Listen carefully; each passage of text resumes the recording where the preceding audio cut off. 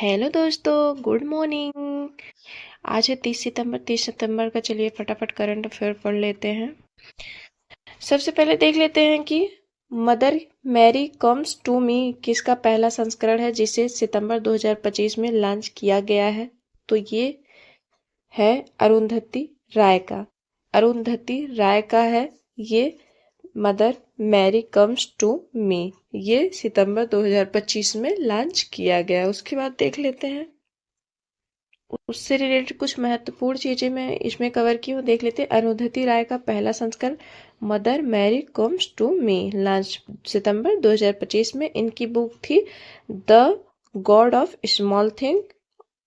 उसके बाद 1997 में इनको बुकर प्राइज मिला था।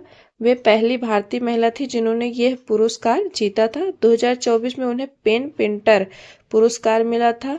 बुक आजादी 45वां यूरोपियन एजी प्राइज के लिए। ठीक ध्यान रखिएगा। और ये 1997 जो बुकर प्राइज मिला था वो मिला था the god of small things के लिए। फिर उसके बाद देख लेते हैं कि हाल ही में वर्ल्ड टैलेंट रैंकिंग 2024 में भारत कौन से स्थान पे है। तो ये भारत है 58वें स्थान पे। ये था 11वां एडिशन था world talent ranking 2024 bye international institute for management development. ठीक ध्यान रखिएगा। टॉप पे स्विट्जरलैंड था और सेकंड पे सिंगापुर था। उसके बाद थर्ड पे लग्जमबर्ग था और जो भारत था ये 58वें स्थान पे था। उसके बाद आ जाते हैं नेक्स्ट पे। उसके बाद देख लेते हैं कि हाल ही में केएन दारूवाला के निधन हो गया। वे क्या थे। तो ये केएन दारूवाले राइटर थे। क्या थे। राइटर थे। इनकी फर्स्ट बुक अंडर ओनियन थी। उसके बाद the keeper of the dead 1984 में इनको साहित्य अकादमी मिला। द कीपर ऑफ डेड 1984 में इनको साहित्य अकादमी पुरस्कार मिला। दोस्तों आप सभी लोगों को वीडियो अगर अच्छी लग रही है तो लाइक शेयर सब्सक्राइब जरूर करिएगा। ये मनाया जाता है 28 सितंबर को। हाल ही में विश्व रेबीज दिवस कब मनाया जाता है। तो ये मनाया जाता है 28 सितंबर को। आइए देख लेते हैं इससे कौन सी बीमारी होती है। ये रेबडो वायरस बीएल होता है। हाइड्रोफोबिया भी कहते हैं इसको। ये पानी से डर लगता है। ये वायरस तंत्रिका तंत्र को प्रभावित करता है। इसकी खोज लुइस पॉस्चर ने की थी और इसका थीम है जो कि ब्रेकिंग रेबीज बाउंड्रीज। ठीक ध्यान रखिए। उसके बाद कुछ इम्पोर्टेंट डे देख लेते हैं जैसे कि 2 सितंबर को नारियल दिवस मनाया गया। उसके बाद 7 सितंबर को अंतर्राष्ट्रीय पुलिस सहयोग दिवस मनाया गया। उसके बाद 7 सितंबर को अंतर्राष्ट्रीय गिद्ध जागरूकता दिवस मनाया गया। उसके बाद 8 सितंबर को अंतर्राष्ट्रीय साक्षरता दिवस मनाया गया। उसके बाद 8 सितंबर को विश्व भौतिक चिकित्सा दिवस मनाया गया। उसके बाद 10 सितंबर को विश्व आत्महत्या रोकथाम दिवस मनाया गया। उसके बाद 12 सितंबर को दक्षिण सहयोग के लिए अंतर्राष्ट्रीय दिवस मनाया गया। उसके बाद 14 सितंबर को राष्ट्रीय हिंदी दिवस मनाया गया। उसके बाद 15 सितंबर को राष्ट्रीय इंजीनियर दिवस या फिर अंतर्राष्ट्रीय लोकतंत्र दिवस मनाया गया। उसके बाद 16 सितंबर को सभी को पता है ओजोन दिवस मनाया जाता है। ओजोन जो है वो हमारे जो पृथ्वी से आने वाली सूर्य से आने वाली परावैंगनिक किरणें जो होती है उनसे हमारी रक्षा करता है जो कि ये समताप मंडल में पाया जाता है। ठीक ध्यान रखिएगा। उसके बाद 18 सितंबर को वर्ल्ड बम्बू डे मनाया गया। उसके बाद 21 सितंबर को अंतर्राष्ट्रीय शांति दिवस मनाया गया। 21 सितंबर को विश्व अल्जाइमर दिवस भी मनाया जाता है।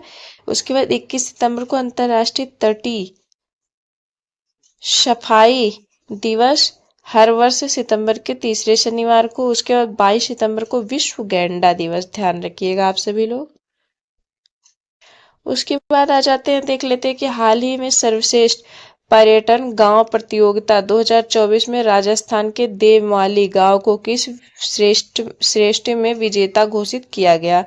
तो ये विजेता घोषित किया गया है समुदाय आधारित पर्यटन में। उसके बाद इसका थीम देख लेते हैं या फिर पहल देख लेते हैं। पर्यटन मित्र और पर्यटन दीदी पहल है। ठीक ध्यान रखिएगा।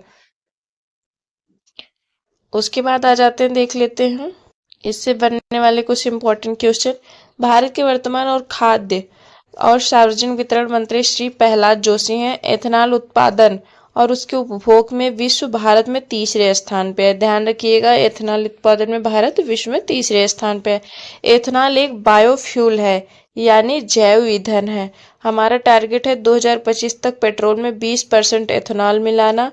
पिछले दशक गन्ने की खेती में 18% बढ़ोतरी हुई है और गन्ना उत्पादन में 40% की एथेनॉल एथिल एल्कोहल, जिसका सूत्र होता है CH3CH2OH, मेथनॉल मैथिल एल्कोहल, इसका होता है CH3OH। ठीक, उसके बाद वर्ल्ड बायोफ्यूल डे 10 अगस्त को देश का पहला एथेनॉल प्लांट जो लगा है वो लगा है पूर्णिया, बिहार में। पहला एथेनॉल प्लांट कहाँ लगा है? पूर्णिया, बिहार में, ध्यान रखिएगा। उसके बाद देख लेते हैं कि हाल ही में एसोसियाई एशिया सर्वोच्च लेखा परीक्षा संस्थान संगठन के अध्यक्ष कौन बन गए? तो ये बन गए हैं गिरीश चंद्र मुर्मू। गिरीश चंद्र मुर्मू बन गए हैं। उसके बाद देख लेते हैं फटाफट कि हाल ही में 7वें राष्ट्रीय पोषण माह में शीर्ष प्रदर्शन करने वाला राज्य कौन सा है? तो ये राज्य है महाराष्ट्र।